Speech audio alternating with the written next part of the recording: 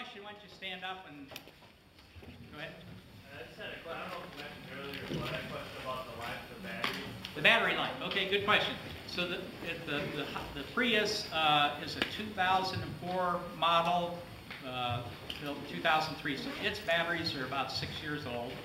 It had no issues with those batteries whatsoever. They still seem to be working at full capacity. And I'll come back and make a side note there. The A123 batteries, that 5 kilowatt hour battery pack that Nate mentioned, it came with a warranty 3 years. It's a brand new technology. They just started selling those units last summer. And when they first came out or first started being advertised, or I guess when I first became aware of it, I put my name in the hat to get one. So I was on their list, and we got that installed in December. So all I can say is the life of the lithium-ion batteries, it's got a warranty of 3 years, and time will tell. And the added point I wanted to make is the batteries that came with the Prius, the ones that are still there, don't get exercised much anymore. They're almost always fully charged. Well, I could say, yeah, almost always fully charged when we're running in PHEV mode. So they're not getting used very much anymore at all. And that's probably good, because that's going to extend their life. Good question. Stan.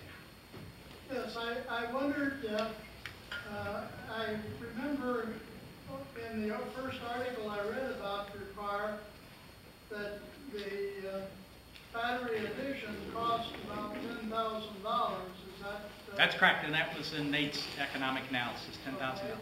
And that was installed cost. It was installed by a Toyota dealer. Oh, so it did not void the warranty. I can't get them to do that much for my car. But if you add the cost of the battery pack installation and the turbine purchase and construction, how many years are you going to have to run the car to get that cost back? Okay, that'll be your homework assignment. Nate's spreadsheet will be able to answer that question based upon the parameters that you put in there. But keep in mind, this is a research project. We don't normally talk about paybacks when we do research. Well, I'm not talking about the added cost for the electronics that you use for monitoring and that kind of thing. I'm just talking about the basic hardware costs. Okay, a good way to look at that is if you equated the electricity price to a gallon of gasoline, it turns out to be like buying gasoline at 50 cents a gallon. How many folks like to buy gas at 50 cents a gallon? So I mean, that's one way to look at it. So if you look at how many miles you could drive, say based on that 20 to 30 mile range, if you wanted to calculate a payback, I suppose it's going to be in the 6-year range.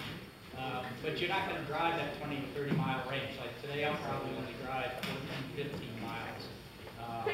So the payback might be extended. But the question is, could you pay it back within the life of the car?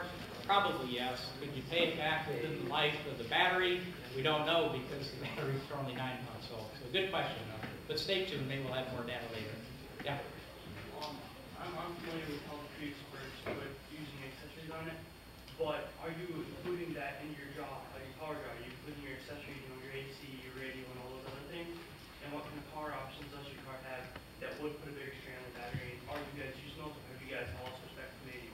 Okay. So all the electricity numbers that we talked about today are only for that extra battery pack. So that completely eliminates, or we don't look at the battery pack that came with the Prius. Now, I can say a couple of things that impact that. First of all, the winter operation, you saw that we were getting about 50 miles per gallon in the winter versus over 100 in the summer. That cold temperature, part of that is due to the heating system. So the heating system in the Prius, when the engine is not running, and mostly in the winter, your normal cars are getting the heat to heat you up from the engine heat. Well, if the engine's not running, you don't get that engine waste heat, it takes the heat out of the batteries. So it's just electrical systems heating, which our electrical engineering professors could tell us is not a real good idea, but that's all you got, that's what you use. So some of that decrease in gas mileage in the winter is due to that, but just the fact that the heaters have to draw from the batteries.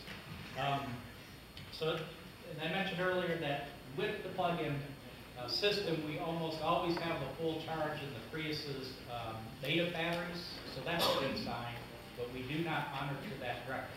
The car is fully loaded. It's got a AC power steering. It's got a GPS system. It's got the super surround sound, all that stuff. But we do not monitor that energy separately. But the good news is because that auxiliary battery is almost always full, and that's where all that energy is coming from, to power everything up, we always have lots of excess power. You actually want to use a little bit of that extra power. If you want to run the air conditioner in the day, you might not need it, or you might want to exercise, put a little bit more heat into the car. Otherwise, if you don't use it, you lose it. Because once those batteries are fully charged up, then it just throws the rest of it away. Anybody else standing here?